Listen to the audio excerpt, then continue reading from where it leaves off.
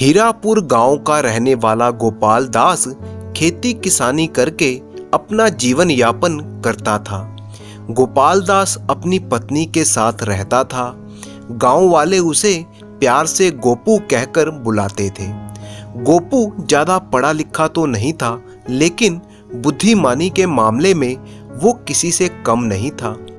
एक बार गांव में बरसात नहीं हुई तो खेतों का काम ढीला पड़ गया।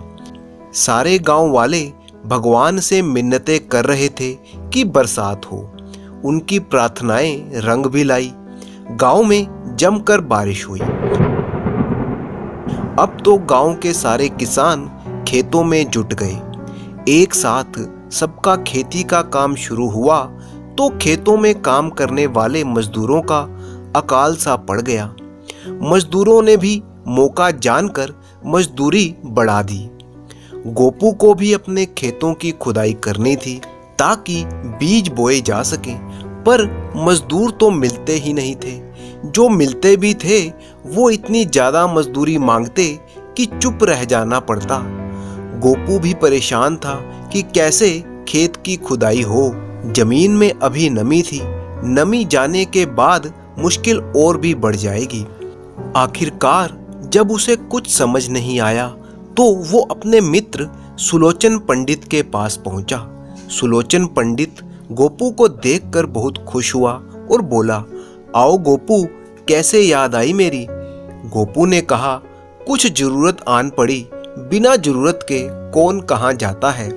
खेत खोदने के लिए मजदूर नहीं मिल रहे। भाई, अब हमसे तो कुदाल चलाई नहीं जाएगी, वरना हम जरूर चलते। आप बस एक छोटा सा काम कर दो। आदेश करो। बस एक अफवाह फैला दो कि गोपू की कुंडली के अनुसार उसे जल्दी ही गड़ा हुआ खजाना मिलने वाला है। उससे क्या होगा? बस सब कुछ हो जाएगा। आपकी इतनी कृपा से सब कुछ सिद्ध हो जाएगा। ये तो मेरे बाएं हाथ का खेल है। गोपू पंडित को धन्यवाद देकर घर वापस लौट आया। बस फिर क्या था, सुलोचन पंडित ने अपना काम कर दिया। सारे गांव में खबर आग की तरह फैल गई कि गोपू को जल्दी ही गड़ा हुआ खजाना मिलने वाला है। उसी रात गोपू के घर से कुदाल चलने की आवाज आने लगी। गोपू आधी रात को उठकर कुदाल चलाने लगा। कुदाल की आवाज उसके आस पड़ोस वालों को भी सुनाई देने लगी। उसी गांव में घुरिया नाम का एक आदमी रहता था। असल में वो चोर उचक्कों की प्रवृत्ति का था।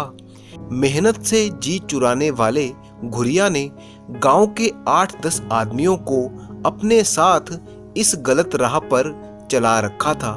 कई तरह की बुरी आदतों की शिकार ये टोली चोरी करने में बहुत ही माहिर थी।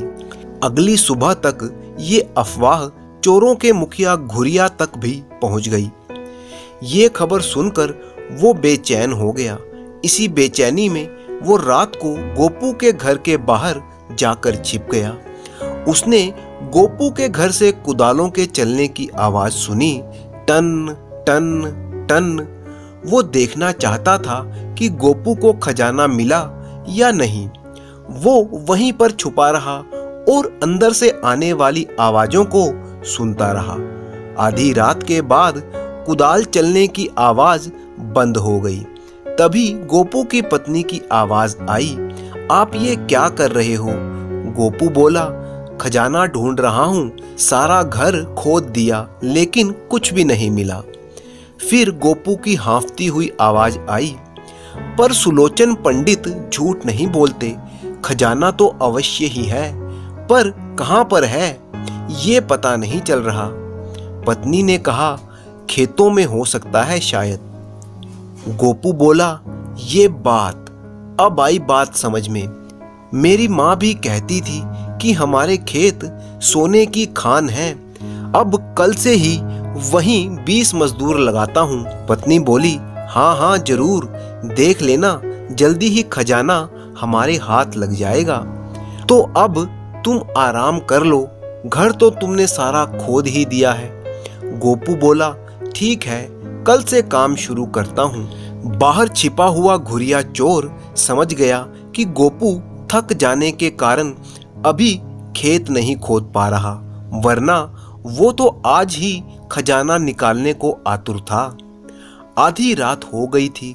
घुरिया सीधा अपने मित्रों के पास पहुंचा और उन्हें जाकर बोला, आज बड़े माल की खबर है और तुम लोग सो रहे हो। एक चोर बोला, क्या खबर है? गोपू खजाना खोद रहा है, सुलोचन पंडित ने उसे बताया है, झूठ तो नहीं है। गोपू बहुत ही चतुर आदमी है, वो अपना घर खोद रहा था, बेवजह ही वो घर खोदने वालों में से तो नहीं है। ये बात तो है, वो बहुत ही होशियार आदमी है। घुरिया ने कहा, उसे घर में खजाना तो नहीं मिला, वो कल खेतों में मजदूर लगाएगा और खुदाई करवाएगा। उसकी माँ भी उसे संकेत करके गई है कि खजाना खेतों में है। गुरु, फिर तो मजा आ गया। गोपू खजाना अपने घर लाएगा और हम किसी भी रात को उड़ा लेंगे। तभी घुरिया चिल्लाया, मूर्ख है क्या? हमें खजाना आज ही हड़पना होगा। आज खजाना कहाँ मिला है गोपू को? अबे अपने अपने घरों से कुदाल लेकर आओ और मेरे साथ चलो। अभी एक पहर रात है, हम 8 लोग हैं। जब तक गोपू जागकर खेत पर पहुंचेगा तब तक तो हम माल बटोर लेंगे। चोर मंडली बड़ी ही खुश होकर बोली, ये अच्छा रहेगा गुरु, सुबह सुबह गोपू का चेहरा देखने लायक होगा। और तत्काल चोर मंडली अपने अपने घरों से कुदाल लेकर आ गई और पहुंच गई गोपू के खेतों पर। घुरिया के चेले खुदाई करने में लग गए। घुरिया कह रहा था, तू यहाँ खोद और तू वहाँ खोद। एक चेले ने कहा, उस्ताद तुम भी तो कुछ करो, खजाना मिलते ही सबसे आगे तुम ही दौड़ोगे। घुरिया ने कुदाल संभाली और जुट गया खुदाई करने में। पांव फटने तक गोपू का सारा खेत खुदा पड़ा था। चोर मंडली पस्त हो चुकी थी। एक चोर बोला, गुरु कुछ हाथ नहीं लगा। घुरिया पस्त भाव से बोला, हाँ यार, लगता है खजाना गहरा है। गुरु चलो यहाँ से, कोई आ रहा है। घुरिया ने भी मुड़कर देखा, गांव की तरफ से कोई आदमी चला आ रहा था। गोपू ही होगा, चैन से सोया ना होगा, अब भागो यहाँ से। थके हारे चोर वहां से भाग लिए। आने वाला वो आदमी गोपू ही था। गोपू ने चोरों को भागते हुए देख लिया। वो बस मुस्कुराने लगा। अपने खेतों पर पहुंचा तो देखा कि उसकी तरकीब काम कर गई। खेत बिजाई के लिए तैयार हो गया था। बड़े ही खुश मन से गोपू घर पहुंचा। उसने सारा किस्सा अपनी पत्नी को बताया तो वो हंस हंस कर लोटपोट हो गई। उसके पति ने मुफ्त के मजदूरों से काम जो करवाया था, उसी गोपू ने अपने खेतों में बीजों को बोया और कुछ समय बाद अच्छी फसल लहलहा उठी। धन्यवाद।